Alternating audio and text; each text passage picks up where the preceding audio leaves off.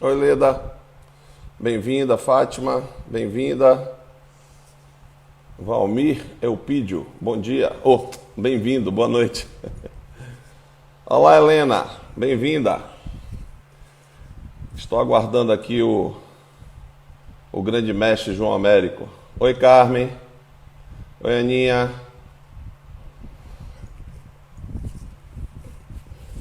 Tudo jóia? Oi, Sol. Cadê meu convidado? Esperando ele entrar. Hoje vocês vão ter uma aula de sonorização aqui com o João Américo. João Américo Bezerra. Oi, Alexandre. Bem-vindo. Oi, Zep. Bem-vindo. Estamos aqui aguardando o João Américo se conectar para a gente iniciar. Pegar minha caneta.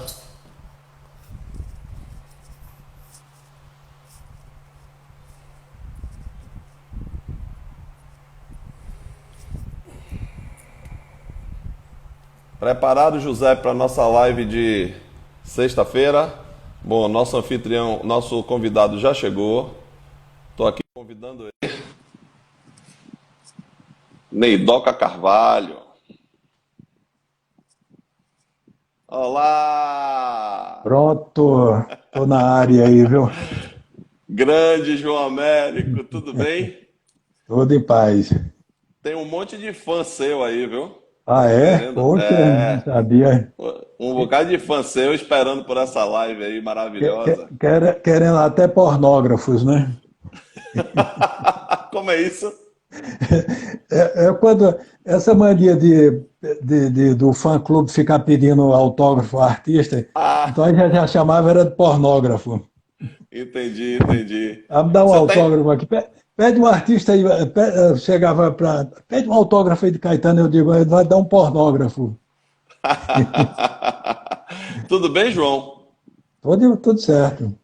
Olha, deixa eu te falar. Inicialmente, queria falar do meu imenso prazer e satisfação por sua aceitação ao convite de participar dessa live, que faz parte de um projeto lá do Clube da Associação Atlética, onde nós estamos fazendo aí uma série de lives, tanto lives onde eu entrevisto alguém, eu convido alguém para poder bater um papo sobre a vida, sobre os assuntos da especialização do profissional, como também eu tenho divulgado muito, eu não, desculpe, o clube tem divulgado muito na sua página do Instagram, como no Facebook, também tem mandado para os seus associados lives de pessoas, outros profissionais que estão fazendo lives, e o motivo disso é justamente levar para o público que está em casa, as pessoas que estão em casa nesse momento de distanciamento social, levar um pouco assim de entretenimento, informação, alegria.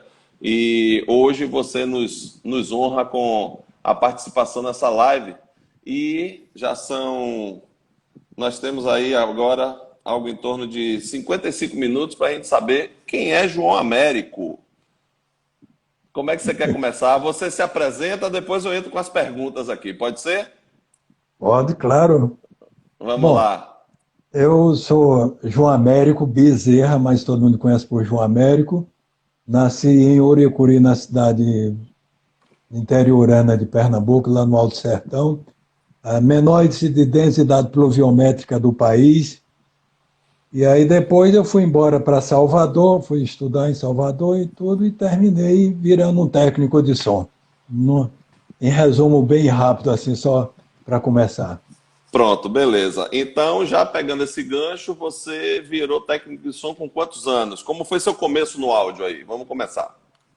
Na verdade, eu trabalhava na Embraer. Cheguei.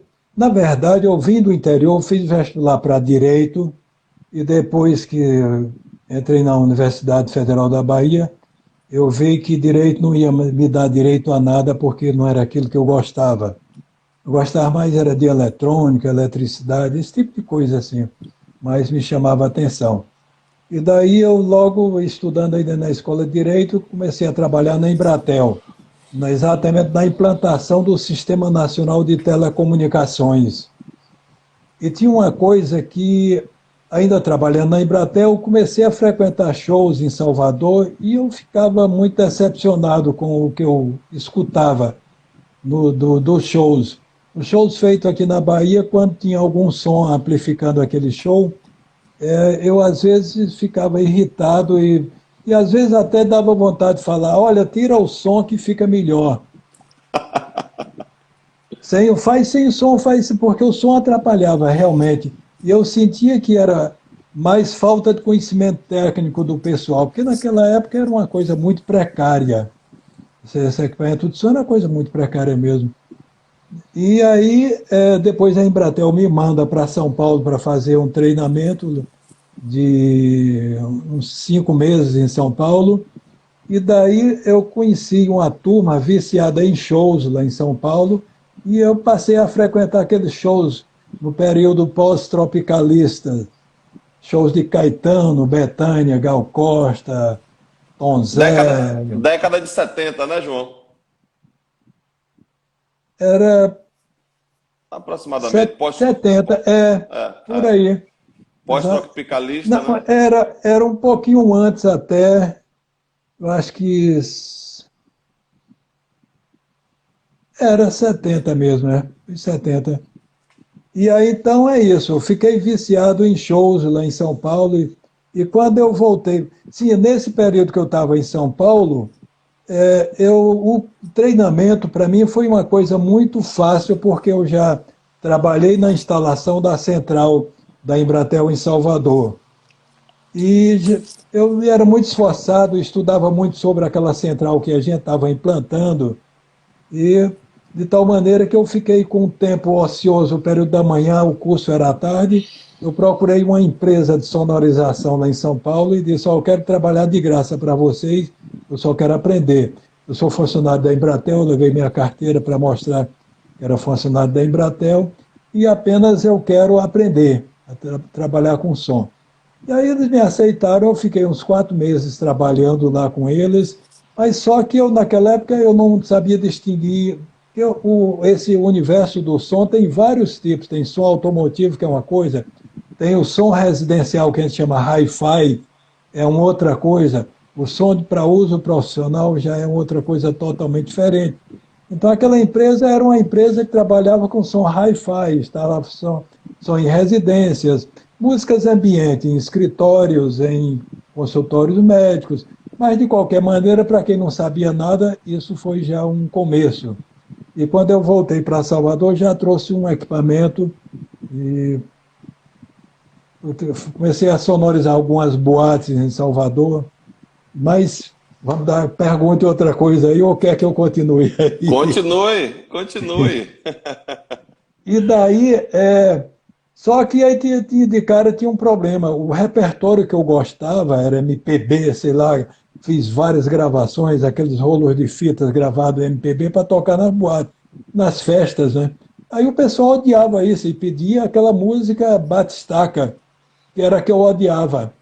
Aí eu descobri uma incontabilidade, assim, nada encaixava, incontabilidade total aí.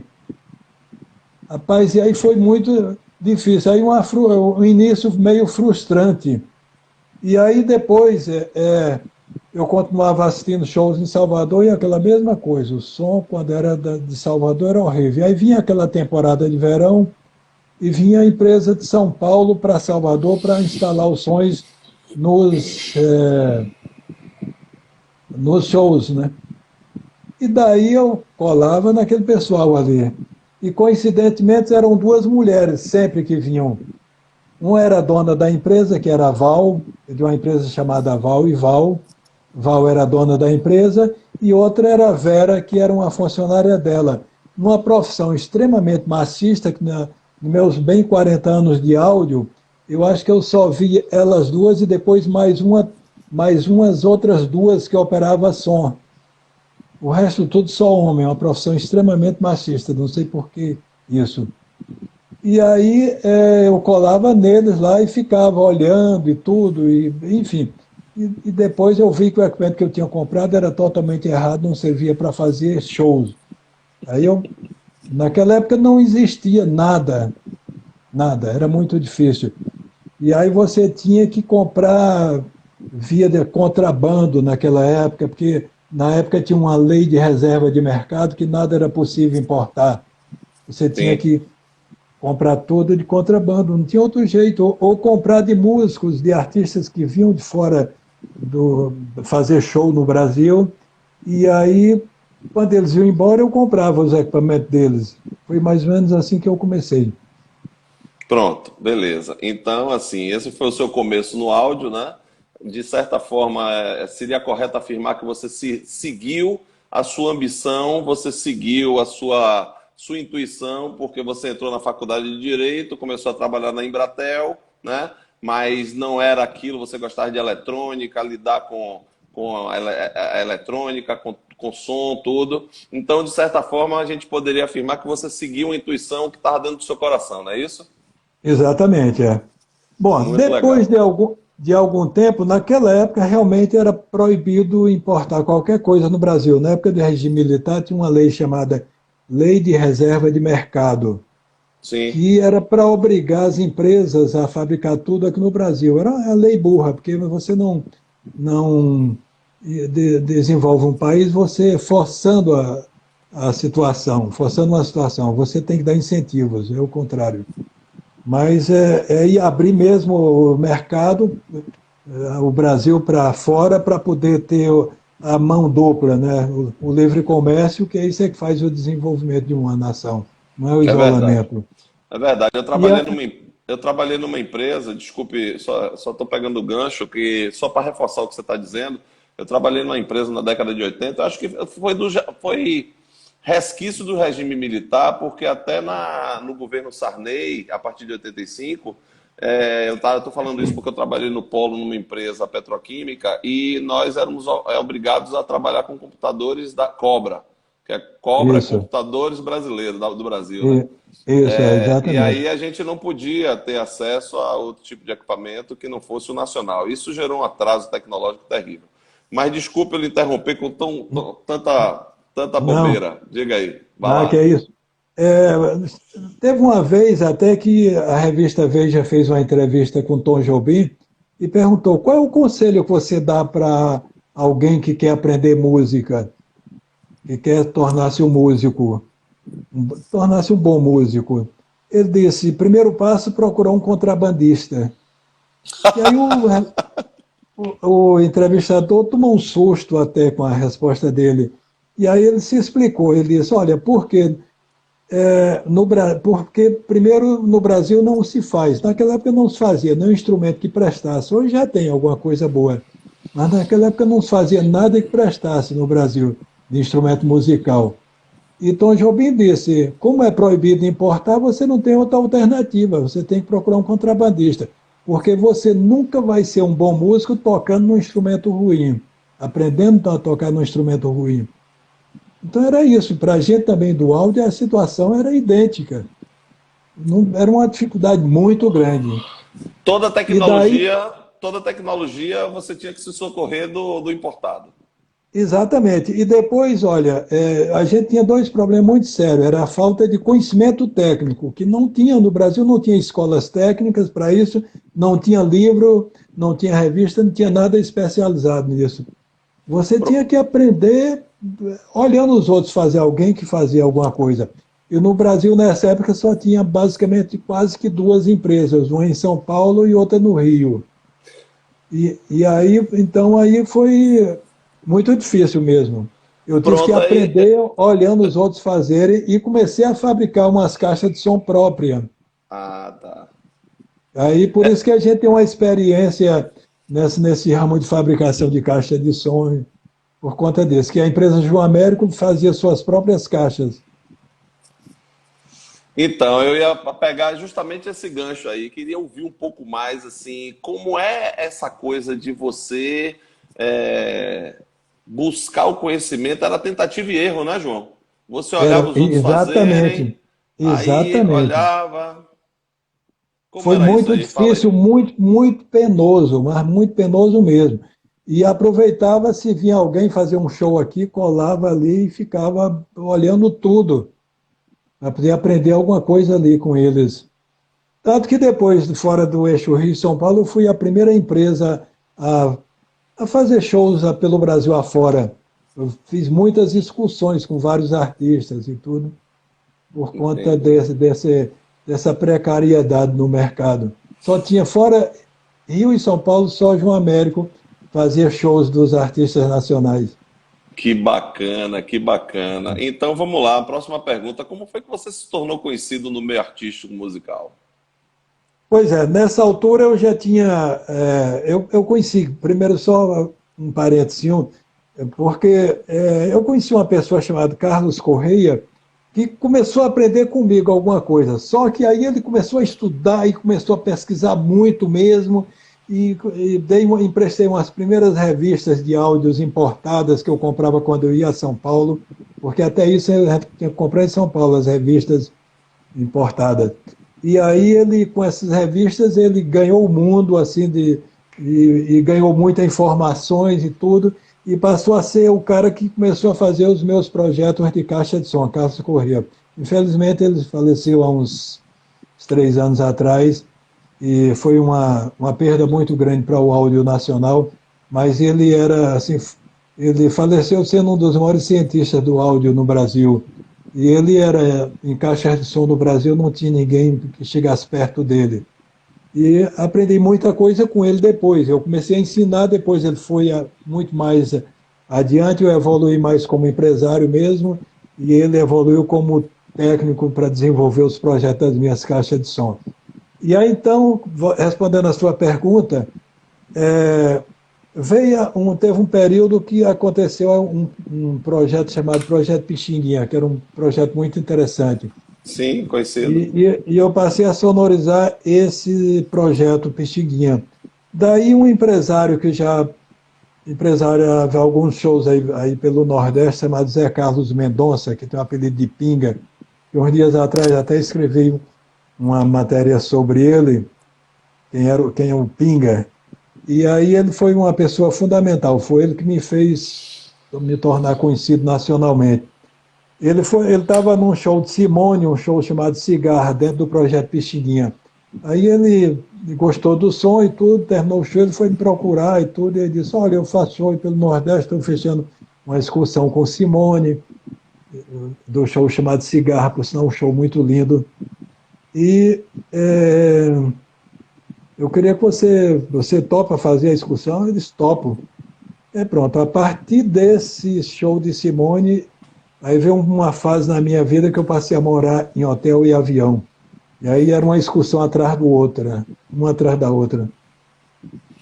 E aí a sua carreira deslanchou. Eu só queria Aí foi a saber, partir eu acho que é disso aí. importante, eu acho que é legal para as pessoas que estão nos ouvindo, João, se você pudesse relacionar talvez a fase, né, o acontecimento com mais ou menos a fase, né, o cronológico. Então, esse projeto Pixinguinha, foi quando?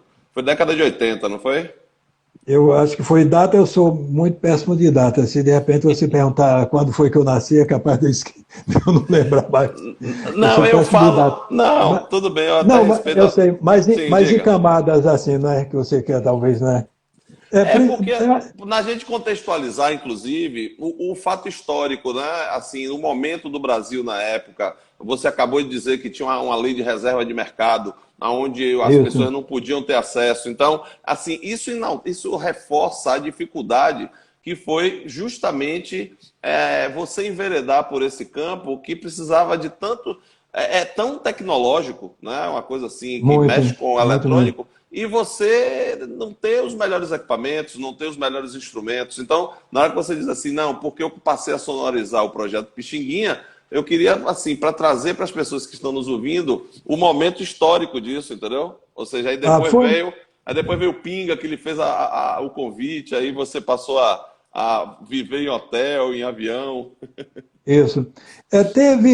Por exemplo, tinha um cara lá em São Paulo chamado Pinduca, que ele era um cara que o equipamento dele era todo feito por ele. Ele passou a fabricar, foi a primeira pessoa no Brasil a começar a fazer mesas de som para uso profissional. Ele fez umas mesas muito boas, mas só que ele era um artesão. e não tinha capacidade produtiva grande. De tal maneira que Rita Lee tinha comprado uma mesa de som na mão dele e, e depois eu passei a adquirir, que foi uma aquisição maravilhosa para a empresa, comprei uma mesa de som na mão de Rita Lee. A primeira mesa de som que eu tive assim de responsa, né? E foi com essa mesa que eu fiz muitas excursões, até começar a abrir as importações, né? Que na verdade foi quando Ciro Gomes foi ministro da Economia, foi ele que abriu a economia do país. Aí é já o governo Itamar, né? Início do Itamar, depois de Collor. Então a gente já está falando de exa, exa, 92. exatamente, exatamente. Aí foi quando realmente a gente passou, o Brasil aí ganhou um outro, estava com 20 anos tecnologicamente atrasado. Aí foi que correu contra o tempo, aí foi uma enxurrada muito grande de importação. E aí muita gente diz, pô, vai quebrar o país? Não vai, eu acho que tem que ser, um país tem que ser aberto. O Chile é um país muito aberto, por exemplo, né? E tá aí um dos países que tem a economia mais equilibrada da América Latina. E João, aí, então, tem muita gente se referindo a você que você era o papa da sonorização na década de 80, que muitos deles aqui estão dizendo que tinham umas bandas, tudo, e você era a referência. Quer dizer, você já começou sendo referência, como você disse, né? Fora do eixo Rio-São Paulo, no Brasil, no resto do Brasil, João Américo era referência. E, claro, para os adolescentes jovens daqui da Bahia, daqui de Salvador, né? Quando nós temos você aqui hoje nessa live nos brindando com sua história magnífica, as pessoas se lembram e dizem assim, nossa, eu tive uma banda naquela época e o Papa já era João Américo. na verdade é porque na ausência de outras empresas, porque, conforme eu falei, só Rio e São Paulo tinha equipamentos para atender esses artistas. E depois vem um João Américo aqui no Nordeste, com um equipamento que atendia aos artistas, os artistas que eles vinham para o Nordeste, então era João Américo que fazia. Então teve um período que realmente eu conforme eu falei, morava em hotel e avião. Teve uma coisa interessante, quando o Xuxa, assim que Xuxa apareceu com aquele show da Xuxa, que fez um sucesso enorme e tudo, aconteceu uma coisa interessante. Tinha um amigo meu que saiu daqui de Salvador, era de uma banda de rock daqui, Camisa de Vênus. E aí ele Sim, foi para São Paulo e aí começou a trabalhar numa empresa lá em São Paulo e passou a ter os direitos de produzir os shows da Xuxa pelo Brasil. E aí eles vinham fazer um show aqui na Fonte Nova, a Xuxa veio fazer um show na Fonte Nova, e aí ele disse, olha, só pode contratar João Américo. E aí o Augusto, que era o cara que estava com o produtor dos shows da Xuxa, não acreditava, não é possível, lá em Salvador tem equipamento, tem, pode fazer com o João Américo, eu garanto. Foi na Fonte Nova. Rapaz, foi uma coisa interessante, porque o Augusto veio com a produção dele, uma semana antes eles estavam aqui em Salvador e queria que eu já montasse o som, porque eles estavam desconfiando, eles queriam, foi no estádio da Fonte Nova, aí eles queriam escutar o som. Aí depois é que eu vim entender a preocupação deles, e uma pressa enorme, faltando vários dias, não, a gente quer o som montado, mas tem que testar, não sei o quê, amanhã se tem o som, tem que estar falando. Assim, faltando ainda bem 5 dias para o show. E aí quando montei todo o som, e que liguei e tudo, e aí ele deu uma volta no estádio todo. Deu uma volta, porque ele estava tenso antes, depois que ele deu a volta no estádio inteiro, e aí voltou, e aí eu senti que ele estava aliviado, né? E aí veio me dar os parabéns, assim, tudo, olha, parabéns, assim, gostei muito, sabe? E aí, por conta desse show da Fonte Nova de Xuxa, que botou 63 mil pagantes na Fonte Nova, aí me contratou para fazer a turnê da Xuxa no ano seguinte, foi no Brasil inteiro. E nossa, aí, que maravilha. E aí depois ele me confidenciou. Ele disse, João, em São Paulo, todo canto que eu vou, o pessoal fica assim, porque o pessoal lá do Sul parece que fica meio assim, não acreditando, e se pode desfazer do pessoal do Nordeste, desfaz mesmo. E dizendo assim, João, por onde eu passo a pergunta, olha, a produção é de São Paulo, a artista também é, não sei se Xuxa está no Rio ou São Paulo, é do Sul, a luz é de São Paulo, toda a estrutura é de São Paulo, não sei o que é do Rio, e tudo porque o som é da Bahia. É, fazer essa Sensacional. pergunta.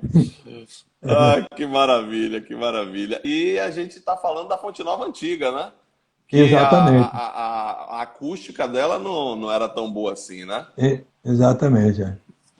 Massa, legal. Então, assim, você já falou sobre as dificuldades. Eu estou com um roteirinho aqui de perguntas, né? Tá, É, então vai lá. as dificuldades no início da carreira, de certa forma, você já colocou. Agora, fala pra gente, assim, que foi uma pergunta que fizeram aqui, eu não me lembro quem foi. Como é João Américo assistindo a um show? Olha, durante anos e anos eu ia assistir um show, para mim era mais sofrimento do que divertimento. Fala um Porque eu pouco disso. sempre, porque eu sempre fui muito preocupado, sabe, assim, muito tenso com na minha profissão, assim, sabe, de querer que nada saia errado, sabe, isso eu ficava tenso o tempo inteiro. Então eu ia para o show lá, eu não me divertia. E aí acontecia uma coisa interessante, que eu não tinha emoção nos shows por conta disso, eu ficava muito tenso, a não ser algum fato assim muito especial, sabe? Mas eu ficava muito tenso o tempo inteiro. E terminei vendendo a empresa e esse vício continuou um pouco. Às vezes vou assistir um show e fico mais preocupado com o som do que com o Claro. artista. O que está acontecendo um pouco. Esse vício ainda carrega um pouco, ainda hoje, aos poucos estou É. deixando. E às vezes eu fico assim, como cheguei a comentar para algumas pessoas, eu digo, poxa, eu fico até triste, porque às vezes eu vou para um show e não sinto emoção, sabe? Quer dizer, isso está melhorando, mas há uns tempos atrás era assim. E aí eu me lembro até hoje, assim, eu tenho uma referência ainda hoje. Eu fui assistir a um show de Leila Pinheiro, o som nem sei se era meu, lá na Casa do Comércio. E assim, aí depois do show, quer dizer, durante o show, eu fiquei emocionado várias vezes. E ela só ela e piano, voz e piano. Não era nenhuma banda grande, uma voz e um piano assim. Eu fiquei emocionado várias vezes com o show dela. E aí eu saí Maravilha. assim naquele dia meio, poxa, ganhei meu dia, estou gratificado assim. Eu me emocionei, finalmente eu me emocionei num show, né?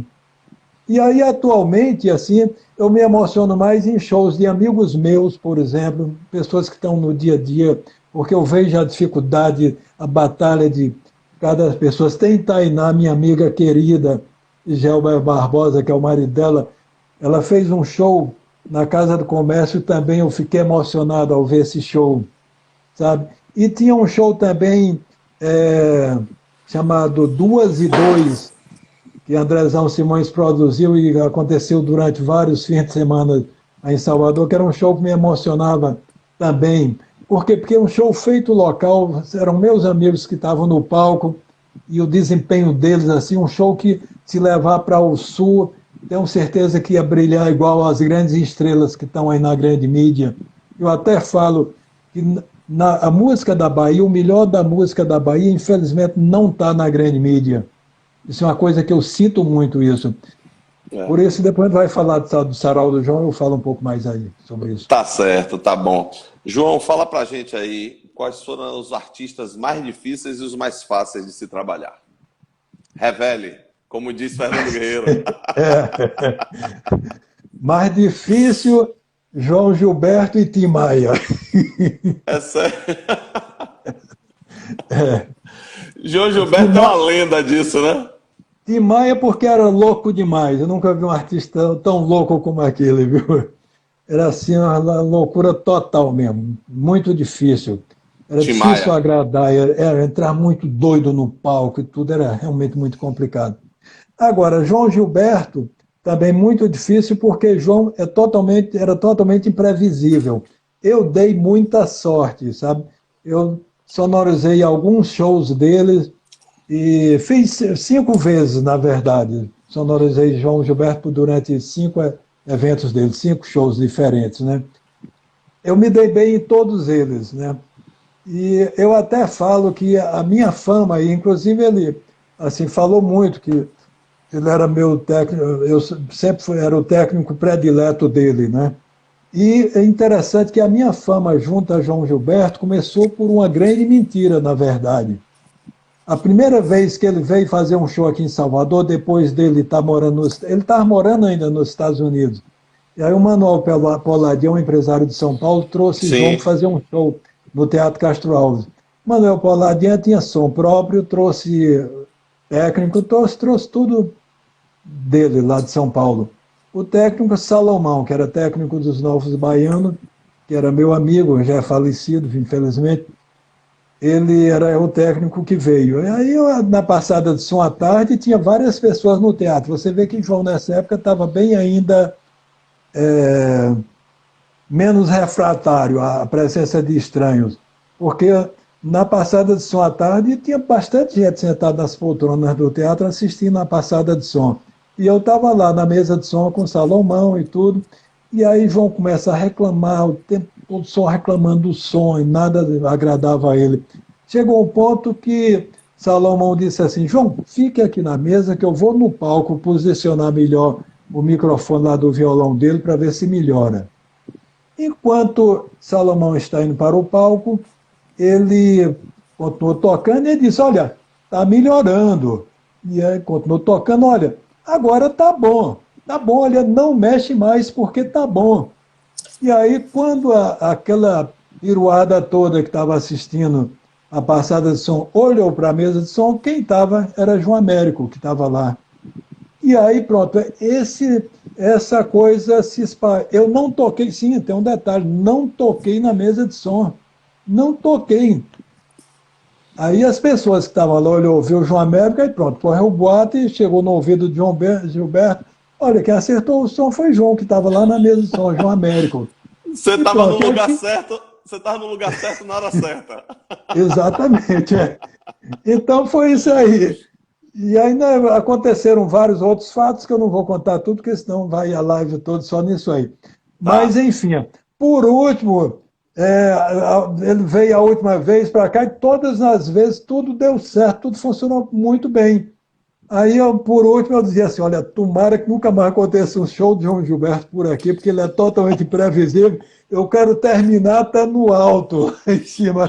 Porque, de repente, ele é imprevisível, ele pode acontecer alguma coisa que ele vai detestar o som e tudo, tá bom, e aí pronto, a minha fama vai lá para o chinelo. Maravilha, maravilha isso. Agora, o Heráclito, ele disse que hoje você está produzindo uma das melhores caixas de som do mundo. Quer falar um pouco sobre isso? Eu, quando eu me cansei lá da João Américo Sonorização, vendi a empresa, mas antes de vender, eu não sabia o que ia fazer da vida ainda. Ainda dentro lá da João Américo, eu fui convidado para conhecer uma fábrica de caixas de som da empresa Clair Brothers, lá nos Estados Unidos, numa cidade chamada de Anaheim, no estado da Pensilvânia. E a Clair Brothers é a maior empresa de áudio do mundo, de locação de equipamentos de som. Mas em 2008, eles resolveram abrir uma empresa para produzir. Eles já tinham um histórico, que o equipamento deles, lá da Clair Brothers, era sempre feito por eles, mas eles faziam só para eles. Esporadicamente, eles vendiam uma caixa ou outra, não vendiam todos os modelos de caixa deles. Mas em 2008, a Clair Brothers resolveu abrir uma fábrica de caixas de som, para produzir mesmo as caixas que eles usam em shows para venderem. E aí eu fui convidado para conhecer a fábrica de caixas de som. Quando eu cheguei lá, conhecendo a fábrica, fui recebido por o filho de um dos... E o Clair Brothers são dois irmãos que fundaram a Clair Brothers. Já estavam idosos, já estão aposentados. O filho de um dos sócios toca a fábrica e o filho de um outro sócio toca a empresa de locação de equipamentos. E aí fomos muito bem recebidos lá na fábrica e tudo. E aí eu pensava em encontrar assim, uma fábrica com centenas de pessoas trabalhando e tudo, mas não. Eu vi assim, eu fui entrar na marcenaria, mas disse que não podiam entrar, mas vi só da porta assim, a marcenaria. E aí, fora da marcenaria, umas 3 bancadas de montagem de caixa de som, pouquíssimas pessoas trabalhando. As caixas deles são caríssimas, né? Muito caras, e eles todos esses tipos de caixas não se vendem em qualquer lugar. E aí você vende, sob encomenda, você faz um pedido lá de um sistema, paga a entrada e eles depois entregam. E aí, depois de eu ver essa estrutura lá, eu disse, rapaz, não é eu pensava que era uma coisa gigantesca, desse jeito eu já sei, vou fazer caixa de som. Maravilha, E aí, eu maravilha. tinha aprendido muito com o Carlos Corrêa, que eu viajava para as feiras lá fora e toda a convivência com ele e tudo. E aí eu já tinha um certo conhecimento, eu digo, eu vou fazer caixa de som. E aí fiquei mais uns 10 a 15 dias lá nos Estados Unidos e lá comecei a fazer o desenho da primeira caixa de som, assim, rabisco mesmo num papel para não esquecer a memória, o que eu tinha pensado sobre o que eu queria para a primeira caixa. Essa primeira caixa, na verdade, gastei até ela ficar pronta uns 4 anos, assim, só no desenvolvimento dela.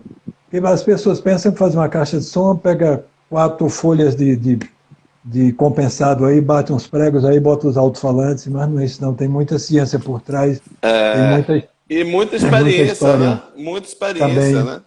Vamos voltar também, aqui né? para o show, vamos voltar para o showbiz. Ah, Fala das turnês pelo Brasil, aí tem o Festival de Verão, Arraiá da Capital, Sarau do João, Orquestra Sinfônica, toca o barco aí do porra, jeito que você quiser falar. rapaz, porra, o tempo tá voando, né? Bora! Bom, Festival de Verão, na verdade, eu fiz todas as edições do Festival de Verão.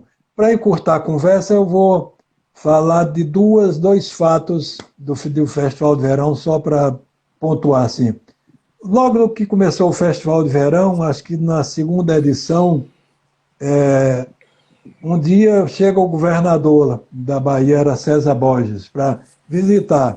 Isso foi para assistir o festival, mas chegou lá e o som estava ligado e tudo, e ele ficou impressionado com a qualidade do som e com a potência do equipamento. Ele chamou a atenção dele. Ele perguntou: esse som de onde é? De São Paulo? Veio de São Paulo? Não, é daqui da Bahia. Ele disse: mas é da Bahia? É. Pô, quem é? De quem é esse som? E aí eu sei que eu estava lá no meio do povo lá. A produção foi me achar lá, porque o governador disse que queria me conhecer. Né? E aí ele foi apresentado a ele, e aí disse para ele: olha, não, o som realmente é daqui, é uma empresa daqui da Bahia, eu sou o dono da empresa, e tem mais. Tudo que o senhor está escutando aqui, tudo é feito aqui. A nossa empresa desenvolve nossos próprios sistemas.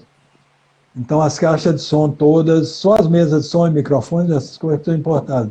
Mas o sistema mesmo, as caixas de som, são feitas aqui na Bahia, na nossa empresa, que fica lá no Centro Industrial de Aratu.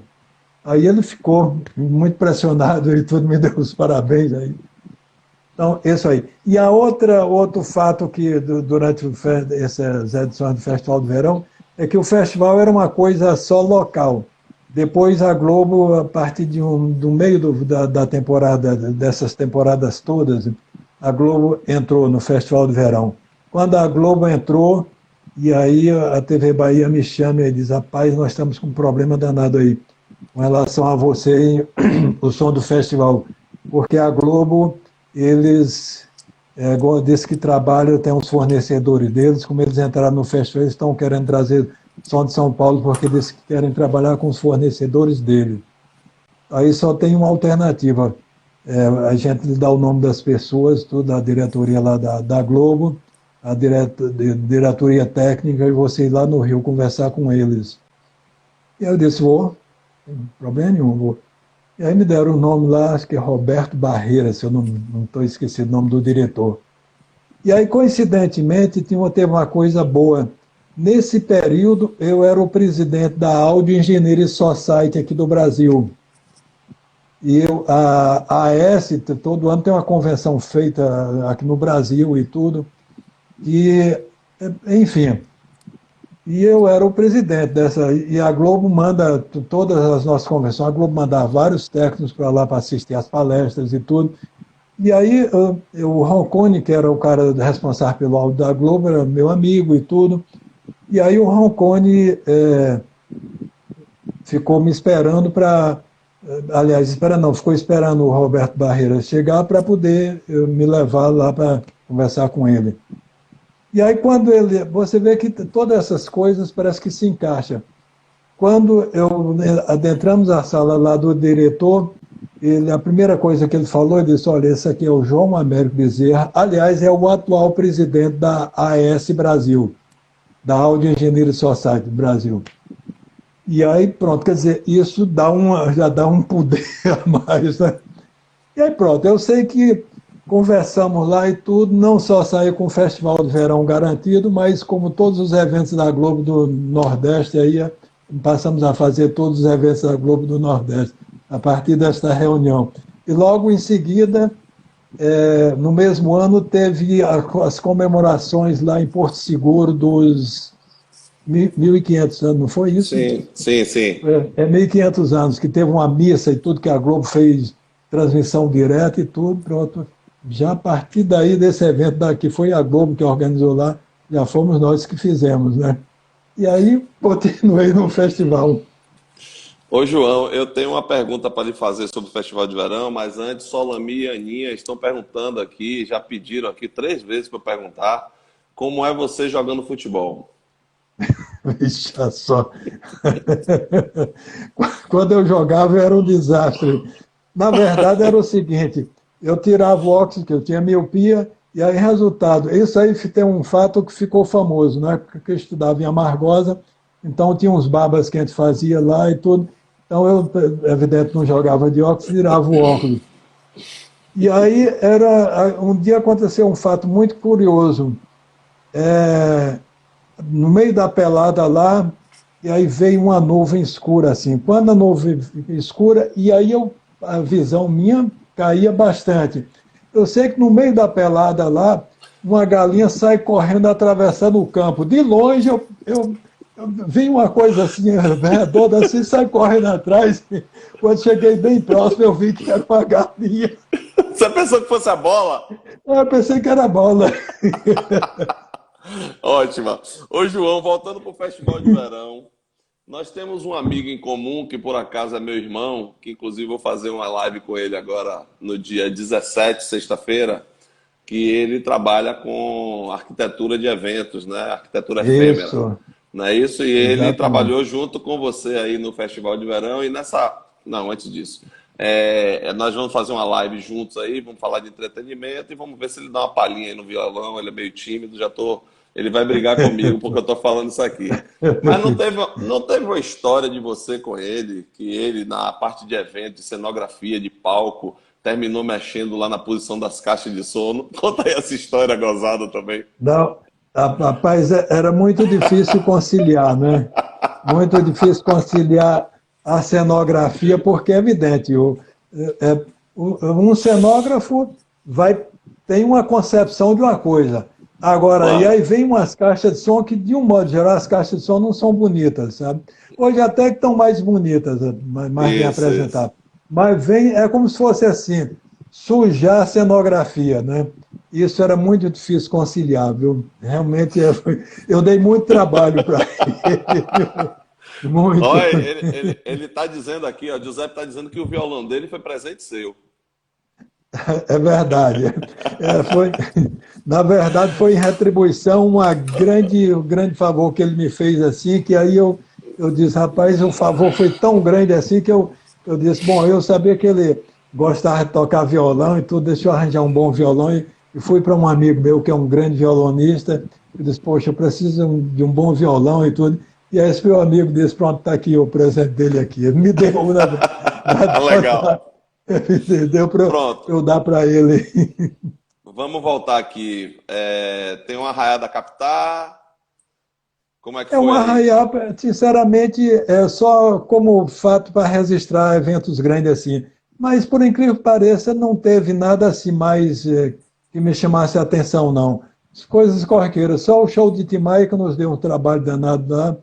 E Tim Maia era bem complicado mesmo, não sei nem como ele compareceu, porque sempre ele tinha fama de nunca comparecer. foi um estresse da zorra, porque todo mundo acreditava que ele não ia aparecer, mas finalmente apareceu, doidão, doidão mesmo assim. Ele entra no palco, olha, aumenta o monitor, aumenta isso, aumenta tudo, aumenta tudo. É desse jeito. Nossa. Aumenta a minha voz, aumenta isso, aumenta aquilo.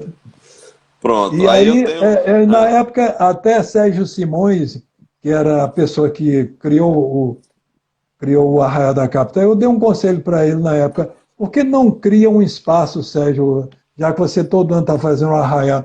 Na Paralela, naquela época a Paralela era totalmente desabitada, não tinha quase nada. Quando começou, eu disse, pega uma grande área na Paralela, rapaz, constrói o que pode ser chamar de Cidade da Música, coisa assim, que aí faz durante o período do São João, faz o arraial e durante o ano outros eventos, aí, festivais e tudo, e bota bares para funcionar no dia a dia, enfim. Mas a ideia não foi para adiante. de certa forma, o Festival de Verão talvez tenha ocupado esse espaço, né? É, claro. Não é isso?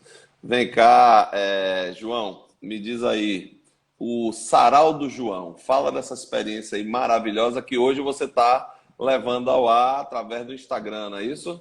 Mas o Sarau do João é um negócio assim, é uma ideia maravilhosa. Tem quanto tempo o Sarau do João? Olha, quando começou, deve ter uns 40 anos. Quando começou. Agora, é evidente, Sério, começou cara. bem pequenininho, 5 amigos meus, assim, que tocavam e cantavam e tudo. A gente se unia assim despretensiosamente lá em casa e tudo. E assim continuou durante, porque teve duas fases, na verdade. Essa primeira fase, que ele foi bem pequeno, inexpressivo, mas uma coisa mais sem pretensão nenhuma e poucos amigos mesmo, e a primeira fase não cresceu muito, não. De quando, nos últimos dias, eu acho que talvez 10 pessoas, talvez, ou 15 no máximo. Foi a primeira fase. E aí veio aquele período que eu passei a morar em hotel e avião, que deve ter durado uns 10 anos, eu acho. E aí eu não acontecia porque eu morava em hotel e avião, Sim, conforme eu claro. falei. Então não dava para organizar. E depois, quando eu voltei Por incrível que pareça, quem acabou com essas discussões minhas foi o Axé Music. Por Foi? incrível que pareça, foi. Conta isso aí pra gente. Interessante isso, uma coisa assim que inacreditável. Mas foi isso. Antes do Axé Music, realmente a empresa ia de vento em popa. Com a vinda do Axé Music, para mim, foi um baque muito Nossa. grande mesmo. Agora, é evidente que depois eu me beneficiei também, mas fui retomar na sequência. Porque foi o seguinte, naquela época tinha as discussões organizadas, que os artistas só aceitavam o som se fosse João Américo, tá entendendo? E naquela época também não tinha outros sons em outros lugares. Depois foram aos poucos surgindo alguma coisa, mas continuava ainda aquela coisa, o som só de João Américo. Aí, resultado, e esses artistas eram bem exigentes, né? Que eram os artistas de MPB que moravam em Rio e São Paulo. Então, vinha as discussões que era assim, pegava uma discussão com Caetano, eu viajava durante um mês, 40 dias, fazia 25, 30 shows, assim, em 40 dias, por exemplo, sei lá, coisa assim. Se eram 30 dias, eu fazia 20 shows. E assim era. O Simone, Alceu Valença, Caetano, Gil, Bethânia, Gal Costa, e aí vai, todos esses grandes nomes aí da MPB. E quando surgiu o Axé Music, o que aconteceu? As bandas, logo que iniciaram, elas não tinham o poder de exigência que tinha esses artistas, porque estavam se implantando ainda, ficando conhecida, embora já às vezes já tinham estourado assim, já levava grandes públicos, estava virando moda e tudo. Então esses artistas, eles ficavam hospedados em hotel meia boca, por exemplo. Não vou dizer categoria céu nublado, né? Que é aquele hotel que não tem nenhuma estrela, eu chamo categoria céu nublado. Mas, Ótima. mas ele se hospedava em hotéis mais baratos, enquanto os Sim. artistas da MPB só os melhores hotéis da cidade, né? E aí então ficava caro para usar para as produções locais, esses artistas, né? Como os artistas da Axé Music ia para Recife, por exemplo, fazia um show no ginásio de esporte que botava 20 mil pessoas, 15 mil pessoas. Era um dia só, tá entendendo? Mas iam de ônibus, por exemplo, nos primeiros dias, né? Iam de ônibus. E lá o som podia ser o som da cidade, o hotel podia ser o Hotel Minha Boca. E aí, então, isso de repente sumiram as discussões todas, porque os produtores locais não faziam mais com os artistas da MBB. Então acabaram as discussões. É evidente que os artistas daqui da Bahia foram crescendo de nome, depois passou a exigir passagem de avião, tudo dentro dos conformes. Nessa altura também foram fortalecendo empresas de áudios nas cidades todas. Já surgiram boas empresas com bons equipamentos. Hoje, qualquer cidade, aí, até do interior, tem boas empresas com bons equipamentos. Mas ainda tinha a vantagem ainda desse artista. Ia para uma cidade dessa, tudo bem, agora já é hotel 5 estrelas, é a passagem de avião, mas vai e faz um dia só e lota aquele ginásio de esporte, 25 mil pessoas, lota. Então todo mundo ganhava bem. E aí, então foi isso. Então as discussões acabaram com a Axé Music, essas discussões. Depois eu também passei a fazer esses shows desses artistas, mas aí eu já não estava mais só no mercado, já tinha, todas essas cidades já tinha boas empresas de áudio. Então foi mais ou menos isso aí. Bacana. Deixa eu só lembrar a todos os nossos amigos aqui que essa live ficará salva no meu Instagram. É o Antônio CS Mazzoni. @Antônio CS Mazzoni, com 2 Es. E tá muito legal isso daí. E eu queria registrar aqui, agora não podia deixar de registrar, João, que você é o presidente da ATCA, né? Associação dos Isso, Amigos do Teatro Castro Alves. E o Teatro Castro Alves é exatamente. a casa da Orquestra Sinfônica que você tem uma relação muito fraterna, muito profunda, de muitos anos. Você, inclusive, você foi uma das pessoas que promoveram o renascimento da OSBA, né? Através daquela carta que você escreveu Isso, para o governador, tudo, é muito interessante. Só queria lembrar o seguinte, que a gente tem mais 10 minutos. certo. Vamos Tá. lá? Na verdade, a OSBA foi o seguinte, eu vi a OSBA nascer, por isso eu tenho toda uma ligação muito forte e assim até uma coisa de emotiva mesmo a minha relação com a OSBA. Porque eu vi a OSBA nascer há muitos anos atrás, há 30 e poucos anos atrás, Elomar foi gravar um disco e eu fui convidado a fazer a gravação desse disco. Na época, o maestro Lindenberg Cardoso regimentou músicos pela cidade para montar uma orquestra sinfônica, para gravar esse disco, chama Na Quadrada das Águas Perdidas, de Elomar. Então, isso foi gravado, se eu não me engano, em 81, esse disco. E aí, bom, terminou a gravação do disco. No ano seguinte, o governo do estado resolveu criar a Orquestra Sinfônica da Bahia e aproveitou como base esse grupo que foi arregimentado para gravar o disco de Alomar. E, na sequência, todos os concertos da orquestra ao ar livre era eu que sonorizava. Seguindo a sequência do meu histórico com a OSBA, eu fui casado com Solami, que até hoje ainda toca está perto de se aposentar, mas ainda toca na OSBA. Foi minha mulher durante um bom tempo, que é mãe da minha filha. E aí mais um motivo para eu estar ligado à orquestra. E depois eu vendi a empresa, então eu tenho todo esse histórico aí, né, até emotivo mesmo com a orquestra. Depois eu vendi a empresa de áudio e aí foi quando eu me desliguei realmente da orquestra, não estava tendo mais notícias, não estava tão próximo mais da orquestra. Eu só sei que em 2012 chegou o Carlos Prazeres, que é uma simpatia, um comunicador, uma competência da zorra, e assim uma pessoa muito preparada mesmo para ser o diretor da orquestra. Mas chegou e encontrou uma orquestra esfacelada. E foi cada vez mais perdendo mais músicos. E com o tempo, para a orquestra conseguir fazer os concertos, tinha que contratar músicos extras, pagar cachês e para poder ensaiar bastante, para poder realizar os concertos. Mas chegou um ponto, se eu não me engano, que foi em 2016. Estava no fundo do poço que não tinha verba mais para contratar nem os músicos extras. Então não podia mais realizar os concertos da orquestra porque não tinha mais músico e não podia contratar, não tinha dinheiro para pagar os cachês. Aí foi o fundo do poço mesmo.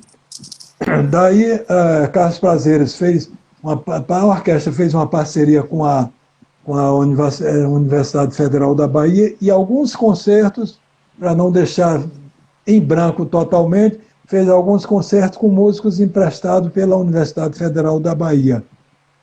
E nessa situação aí, eu conhecia Carlos Prazeres, não conhecia pessoalmente, não sabia nem se ele me conhecia.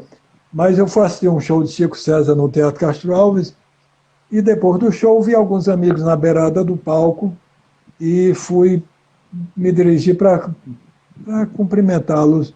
No meio do caminho, encontro um amigo meu conversando com Carlos Prazeres, e aí ele me apresentou Carlos Prazeres. Mas quando eu estava chegando, me aproximando deles, eu escutei uma frase de Carlos, onde ele disse a seguinte frase: nós não estamos pedindo aumento de salário, não estamos pedindo isso, pedindo aquilo. Nós estamos pedindo apenas o direito de continuar existindo como orquestra. Então, essa frase me pegou. Você vê o poder que tem a palavra, como ela é Sim, poderosa. Essa maravilha. frase me pegou, que eu fui para casa pensando nisso, deitei e fiquei na cama pensando e tudo. E aí cheguei à conclusão, eu digo, vou fazer uma carta redigida, uma carta à população, contando toda essa situação da orquestra. E aí no dia seguinte, lá no trabalho, eu liguei para a orquestra, falei com o Solami, falei com o Pedro Robato, pedi para eles me passarem a relação de músico da orquestra. Por exemplo, primeiros violinos, tem quantos? E é necessário quantos para montar uma orquestra? E assim, toda a relação. E aí fiz uma carta e tudo. E aí eu terminei a carta dizendo, eu botei uma tabela assim, olha, a orquestra dispõe de tantos, são necessários tantos. E dizia assim, que a, quando a orquestra estava inteira, nós tínhamos uma orquestra e não tinha plateia. Eu seria isso que eu frequentava, os concertos da OSM, era totalmente vazio, nem aquela parte de baixo.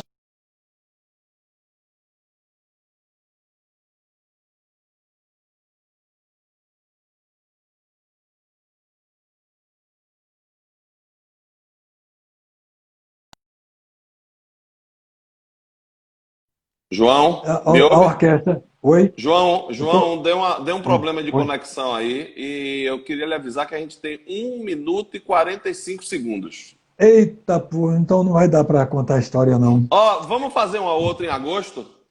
Vamos, Bora? Tá tá certo, certo. beleza. Viu? Pois, Queria agradecer a todos vocês, foi maravilhosa essa live, muito bacana.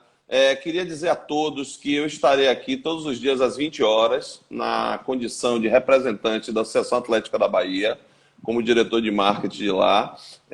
Represento o presidente Sérgio Menezes e nós estamos aí montando uma sequência de lives sempre às 20 horas. Já temos a programação fechada até o dia 30. E queria lhe dizer que no dia 30, exatamente, é com Carlos Prazeres. Já antecipo ah, é? aqui, eu vou entrevistar o Carlos Prazeres, fiz um convite a ele formal. Hoje ele aceitou, já definimos a data. Vai ser uma super live bacana. Já também fechei com Tota Portela e Teca para poder fazer uma live. Ou seja, fiquem atentos ao meu Instagram, porque vocês vão ver diariamente as novidades, né? As Eu, novidades, a programação, a gente vai estar divulgando isso todos os dias. E aqui eu queria, faltando 30 segundos, passar a palavra para João para que ele se despeça das pessoas. ok, pessoal, muito obrigado e quero lhe dizer que você está em muito boas companhias, viu, aí, com essas pessoas. Ah, com certeza, com certeza. Gente, a live vai estar salva no IGTV do meu Instagram, ok? Um abraço a todos. João,